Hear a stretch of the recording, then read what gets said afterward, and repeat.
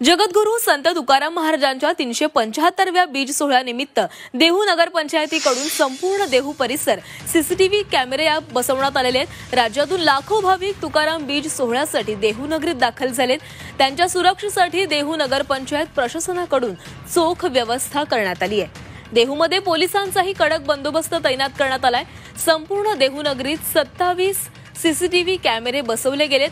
वैकुंठ गमन मंदिर, देहू प्रवेशद्वार, महाद्वार, इंद्रायणी घाट परिसर तसंच जागोजागी या सीसीटीव्ही कॅमेऱ्याची करडी नजर असणार आहे।